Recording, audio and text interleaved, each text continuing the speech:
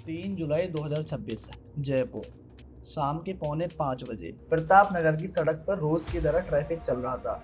लोग आ रहे थे, जा रहे थे। कोचिंग से निकलते students, college buses, school buses सारे ही अपने रूटीन में व्यस्त थे।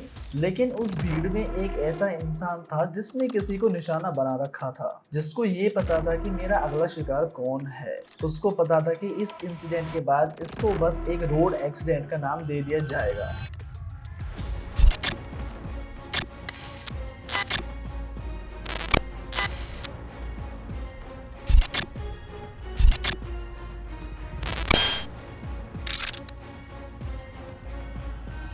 35 साल की नीरज शर्मा अपने स्कूटी से घर लौट रही थी। कुछ ही देर पहले उन्होंने अपने बेटे को कोचिंग सेंटर तक छोड़ा था। उनके लिए ये डेली बेसिस का रूटीन था, लेकिन उनको क्या पता ये दिन महीनों से प्लान किया जा रहा है। एक सफेद स्कॉर्पियो दूर से बहुत ही तेज रफ्तार से आ रही है उनकी तरफ। आई विटनेस और इन्वेस्टिगेशन के मुताबिक 130 किलोमीटर पर आवर की स्पीड से वो गाड़ी थी। रोड बिल्कुल सीधी थी, विजिबिलिटी बिल्कुल क्लियर थी। ब्रेक लगाने की कोई भी कोशिश नहीं की गई और फिर एक भयंकर टक्कर। इम्पैक्ट इतना जबरदस्त था कि नीरज शर्मा का शरीर 100 फीट दूर जाकर गिरा और उनकी ऑन द स्पॉट और स्कॉर्पियो वहां से बिना रुके वहां से भाग गई। पहली नजर में सबको लगा कि ये एक हिट एंड रन एक्सीडेंट है। जयपुर पुलिस भी शुरुआत में इसी एंगल से इन्वेस्टिगेशन कर रही थी कि एक एक्सीडेंट है जो कि गलती से हुआ था। Road accident, unknown driver and बहुत तेज रफ्तार। केस ऑलमोस्ट रूटीन लग रहा था, लेकिन हर एक्सीडेंट के पीछे किस्मत नहीं, कभी कभी पूरी प्लानिंग भी होती है। क्राइम सीन से एविडेंस कलेक्ट किए गए, सीसीटीवी फुटेज सारे देखे गए। वहां से पुलिस ने स्कॉर्पियो का रूट ट्रेस करना स्टार्ट कर दिया। जब इन्वेस्टिगेटर्स ने पूरे सीन को फ्रेम बाय फ्रेम देखा तो पूरी इन्वेस्टिगेशन की डायरेक्शन ही बदल गई। पुलिस को शक हुआ कि ये वाली स्कॉर्पियो कोई रैंडम तरीके से नहीं चल रही थी। उसका मूवमेंट, उसकी टाइमिंग और उसकी इतनी तेज रफ्तार कोई एक नॉर्मल बात बिल्कुल नहीं थी। सीसीटीवी फुटेज में क्लियरली दिख रहा है कि स्कॉर्पियो ने नीरज शर्मा को एक मन से टक्कर दी है। निशाना ऑलरेडी फिक्स था।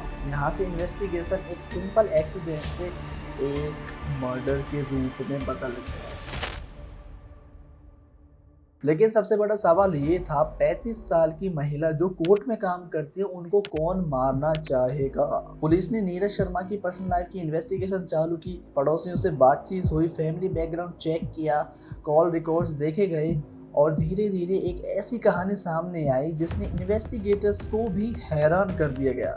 कुछ साल पहले नीरज शर्मा और उनके पति विजय कुमार शर्मा जयपुर के एयरपोर्ट कॉलोनी में एक नया घर लेते हैं। इससे पहले उनका परिवार कल्याण कॉलोनी में रहता था।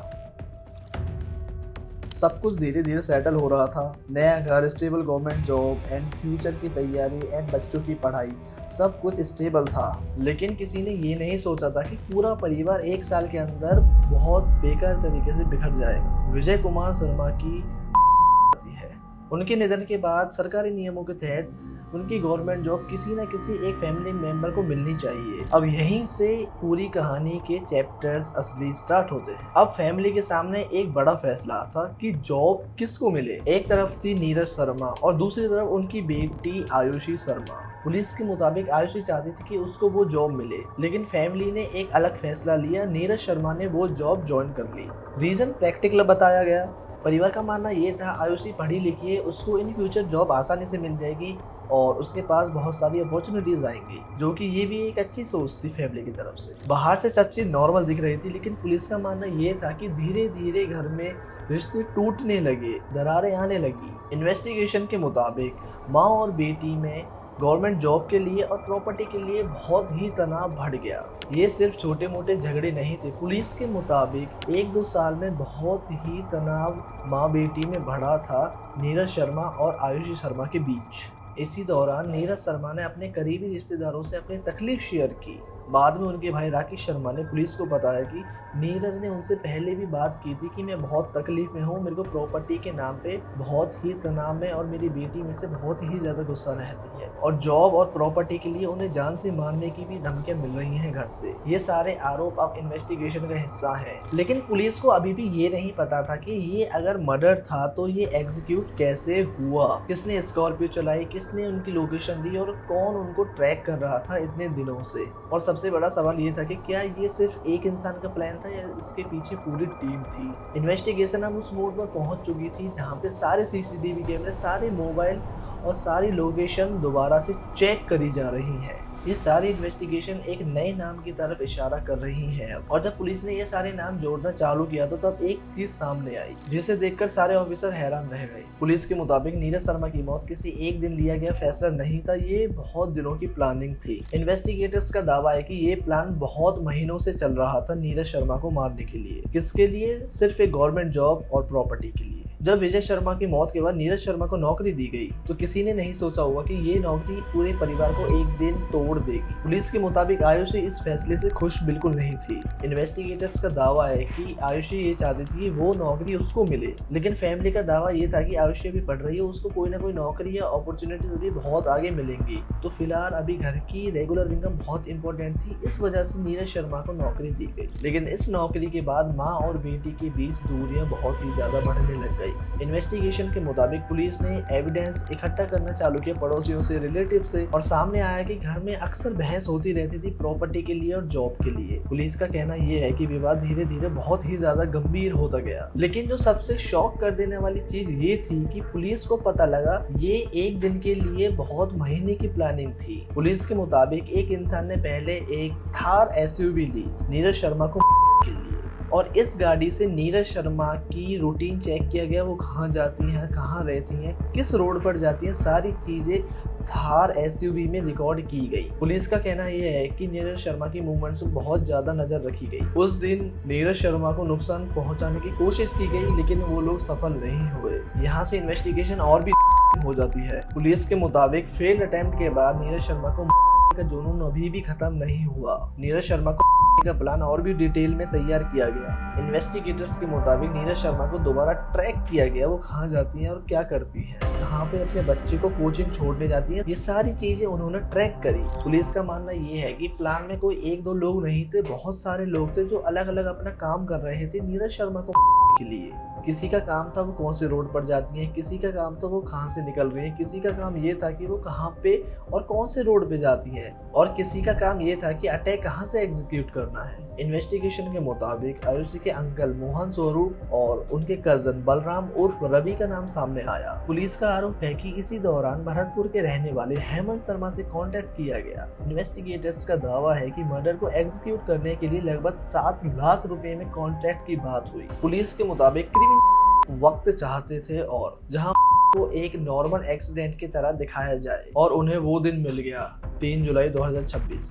पुलिस इन्वेस्टिगेशन के मुताबिक नीरज शर्मा उस दिन अपने बेटे को कोचिंग छोड़ने निकली थी स्कूटी पर। ये उनकी रूटीन का डेली हिस्सा था, इसमें कोई नई बात नहीं थी, और सबसे बड़ी बात इसी रूट का उन्होंने सबसे बड़ा फायदा उठा लिया। मोहित शर्मा नीरज की लाइव लोकेशन पर नजर रख रहा था। रोहित जाटव एक मोटरसाइकिल पर आसपास मौजूद था। आकाश शर्मा स्कॉर्पियो चला रहा था और अरविंद शर्मा उसके साथ स्कॉर्पियो में था। इन्वेस्टिगेटर्स का कहना है कि टारगेट कंफर्म होते ही उसने अपनी स्कॉर्पियो की स्पीड 130 किलोमीटर से भी ज्यादा कर ली, और देखते ही देखते स्कॉर्पियो ने नीरज शर्मा में एक भयंकर टक्कर दी, और वहां से ड्राइवर बिल्कुल भी नहीं रुका, ना ही उसने अपनी ब्रेक लगाई। स्कॉर्पियो को वो वहां से बहुत तेजी से भगा के ले गया, और जो वहां मोटरसाइकिल पे देख रहे थे नीरज शर्मा को पहले से, वो भी फरार हो गए वहां से। पहली नजर में ये प्लान उनको बहुत ही सफल लग रहा था। रोड एक्सीडेंट, अननोन ड्राइवर और बहुत तेज स्पीड, क्योंकि कोई भी आई विटनेस ये पूरी कहानी नहीं बता सकता। लेकिन एक चीज थी जो कि नजरअंदाज कर बैठे, सीसीटीवी, और वही सीसीटीवी कैमरास पुलिस को एक एक कदम सच की ओर ले गए। पुलिस के मुताबिक सबसे बड़ी मास्टरमाइंड इस केस की आयुषी शर्मा थी। इन्वेस्टिगेटर्स के मुताबिक आयुषी ने अपने अंकल मोहन स्वरूप और कजन बलराम उर्फ रवि के संग ये पूरी साजिश रची। मोहित शर्मा, हेमंत शर्मा, आकाश शर्मा, अरविंद शर्मा और रोहित जाटव भी अलग अलग भूमिकाओं में शामिल थे।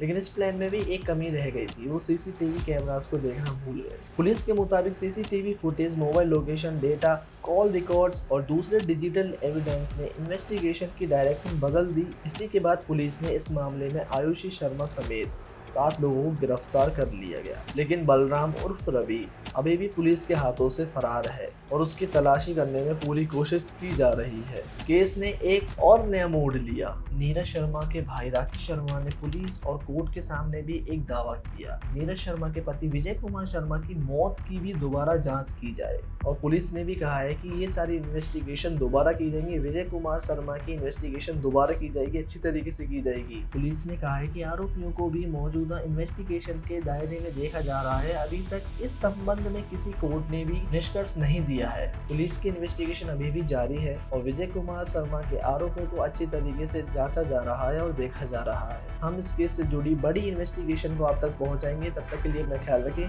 सी you in the next video.